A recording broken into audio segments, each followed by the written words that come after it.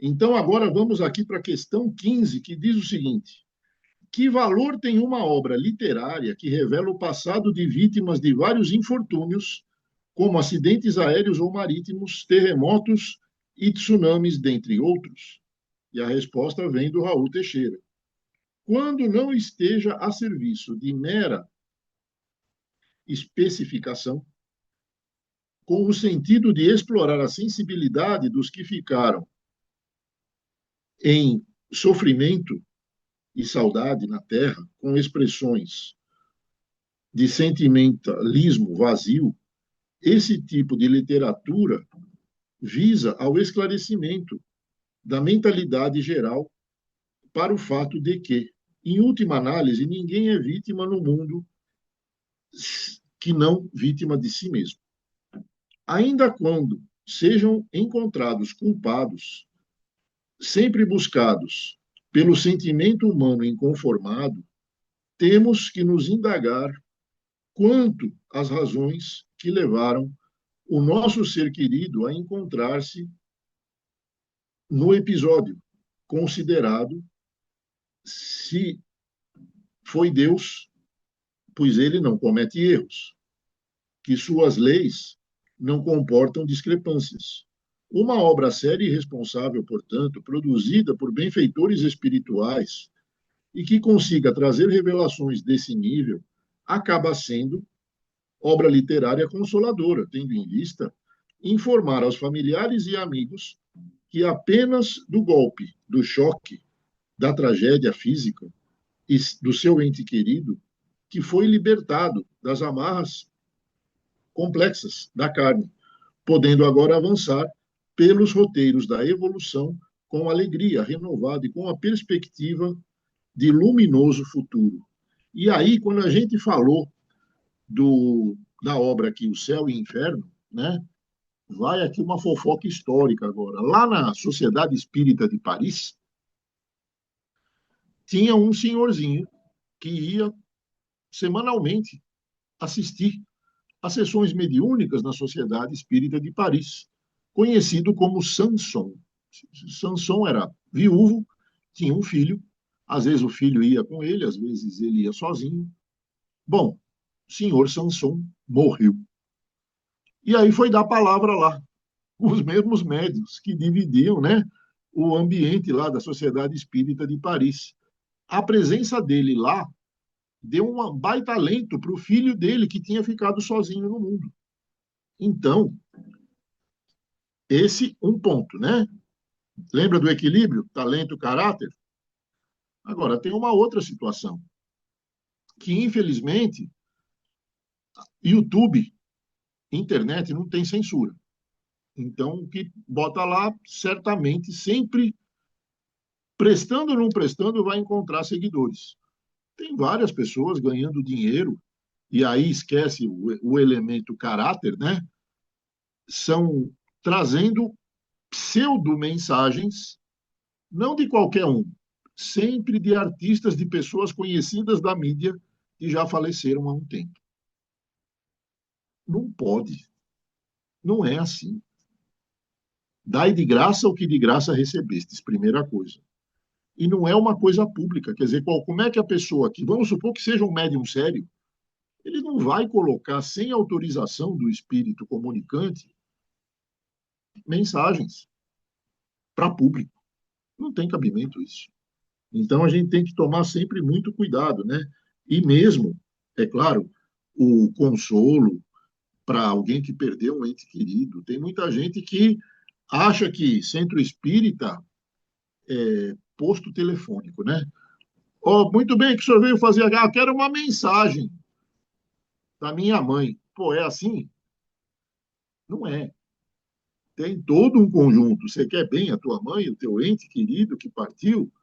Se mantenha sintonizado com a espiritualidade amiga para que seja bem cuidado. E quando chegar o momento, você vai ter esse contato, se for bom, para quem está comunicando e para você.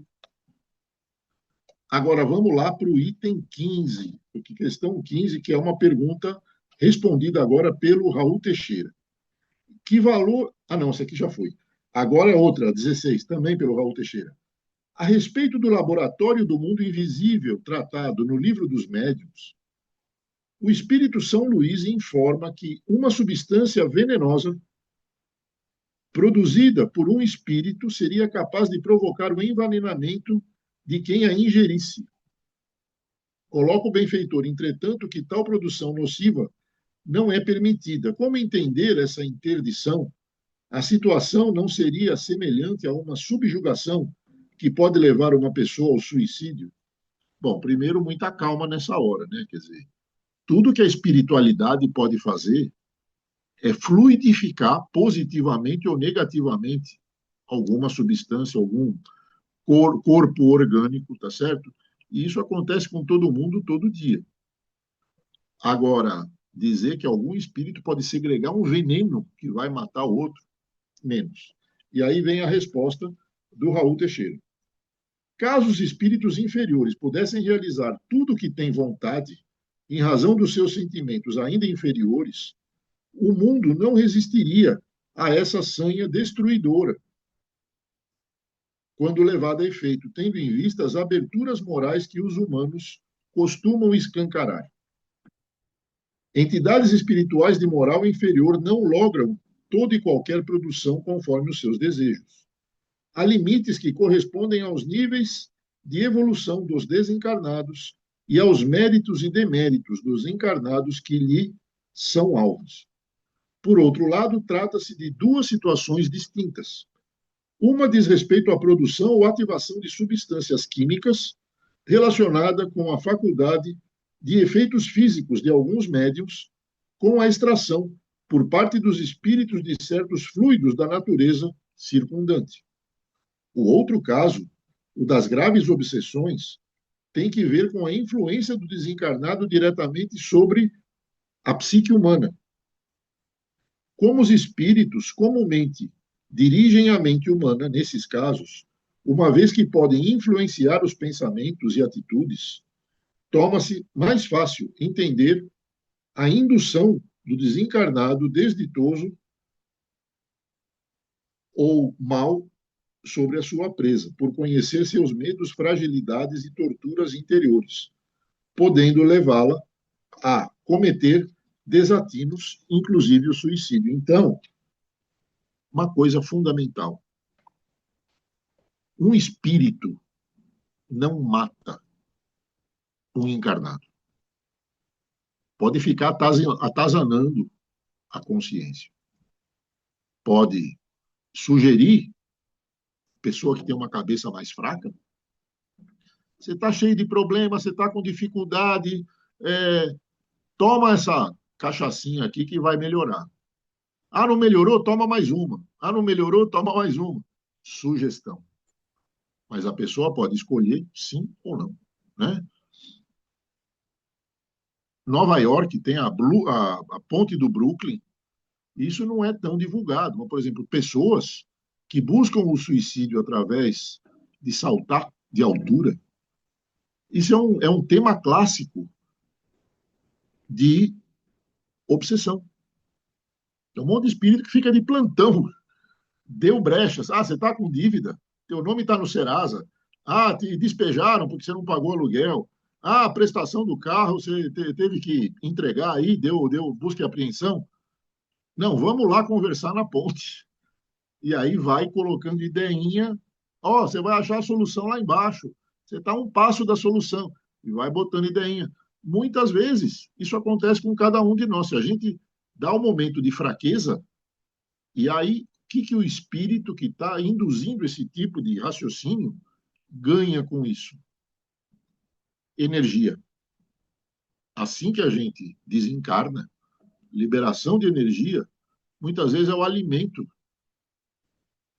para quem está te atazanando a vida. Ou a perturbação que você ganha, ele fala, pô, esse aqui vem comigo porque vai trabalhar para mim fora do corpo físico. Não adianta. Tudo que é espírito já foi encarnado. Assim como a gente tem estrupícios aqui e santos, ninguém muda porque perdeu a casca física, né?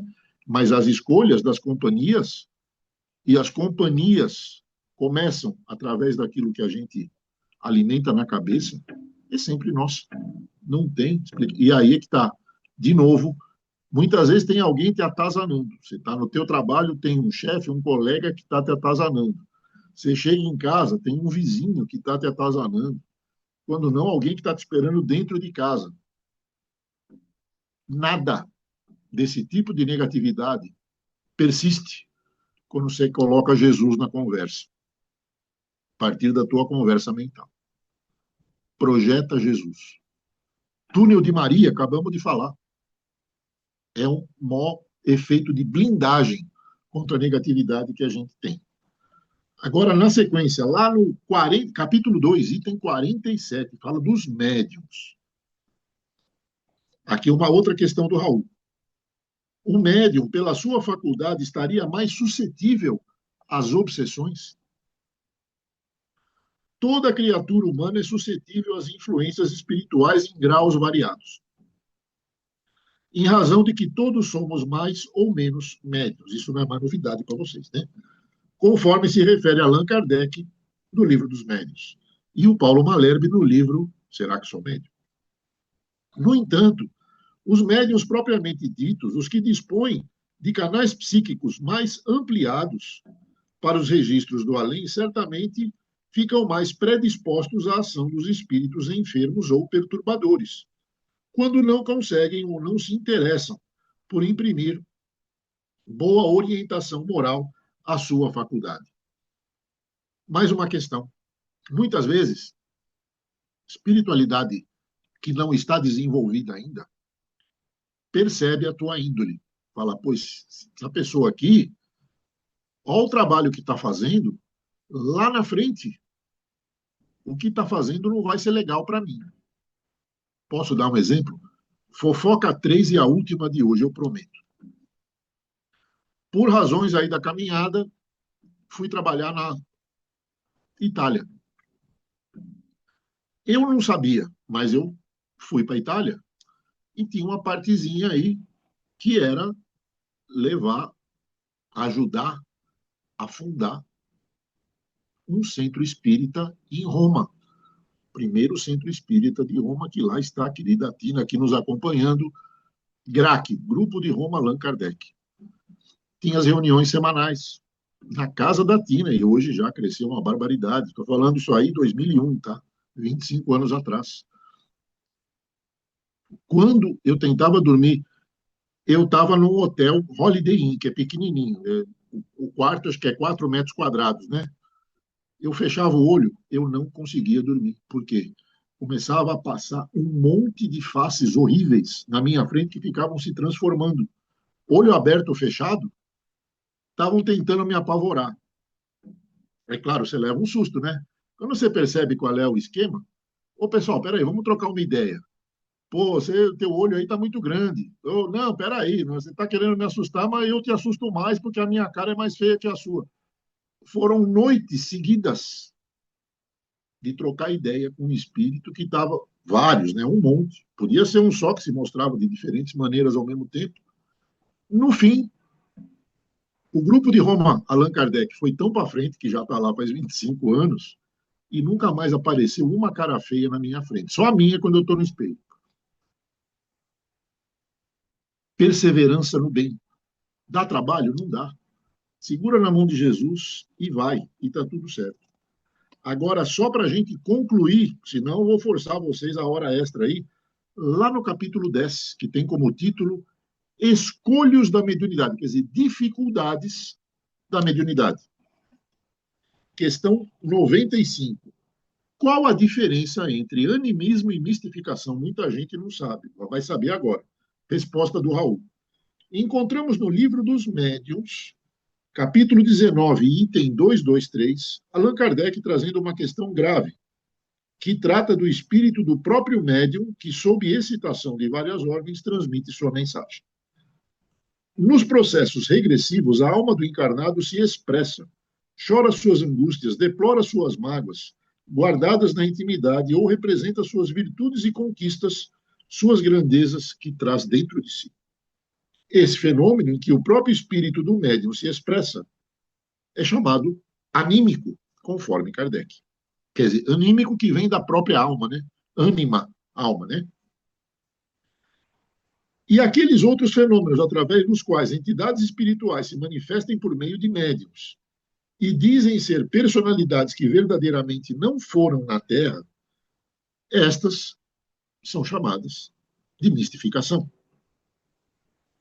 Kardec, quando fez a triagem das mensagens que iriam ser incorporadas ao texto do Livro dos Médiuns, depois de criteriosa análise, notou que várias delas jamais poderiam ter sido ditadas verdadeiramente por Vicente de Paula, por Maria de Nazaré e tantos outros espíritos respeitados e considerados por toda a humanidade.